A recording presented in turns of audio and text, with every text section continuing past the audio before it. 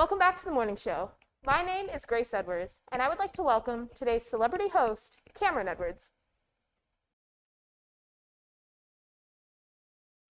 Thanks, Grace.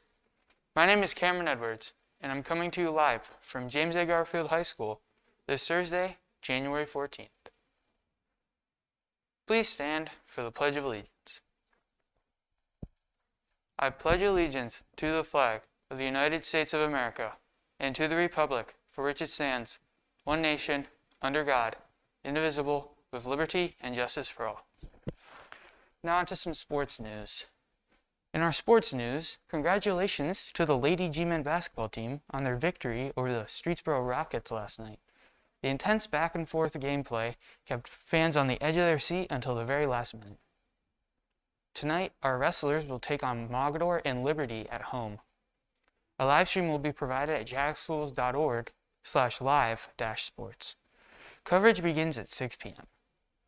On Friday, our Bowlers take on Rettstown at Sky Lanes at 4 p.m.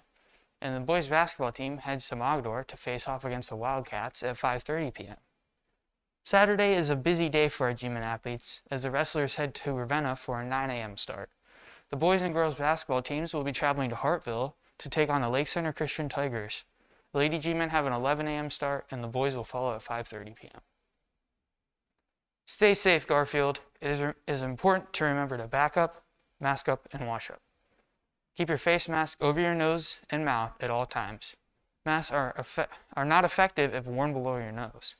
Also, remember to maintain a social distance and wash your hands frequently, especially after touching commonly used surfaces.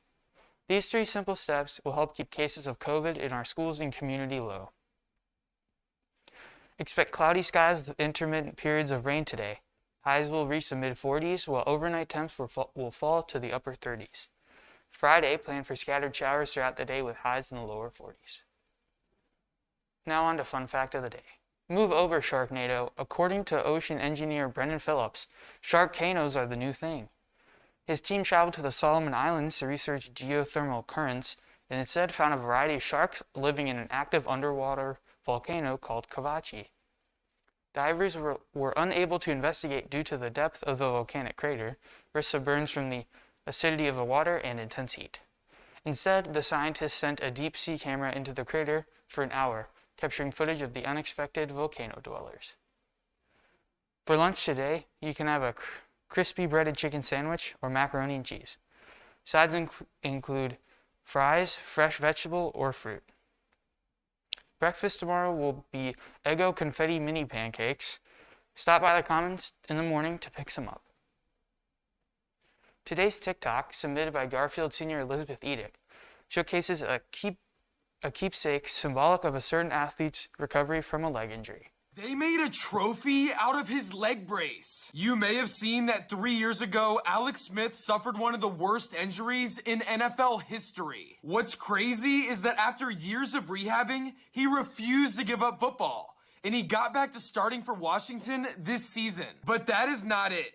As a tribute to his successful return, his family had a metal artist create a Lombardi trophy out of his leg brace. On this day in history, in 1784, the Continental Congress ratified the Treaty of Paris, officially establishing the United States as an independent and sovereign nation. The Continental Congress approved preliminary articles of peace on April 15, 1783. The treaty, signed in Paris on September 3, 1783, required Congress to return the ratified document to England within 6 months. Although Congress was scheduled to convene at the Maryland State House in November, as late as January 12th, only 7 of the 13 states were legally represented. Operating under the weak Articles of Confederation, Congress lacked the power to enforce attendance. Connecticut representatives presented their credentials to Congress on January 13th, leaving the convention 1 delegate shy of a quorum. Richard Reserford of South Carolina left his sickbed in Philadelphia for Annapolis, Maryland, and after his arrival, the vote was taken. As part of the treaty, Congress promised to recommend the states return confiscated British Loyalist property, but they had no power to enforce this demand. Creditors in both countries were free to pursue collection of debts. My name's Cameron Edwards, and I'm signing off.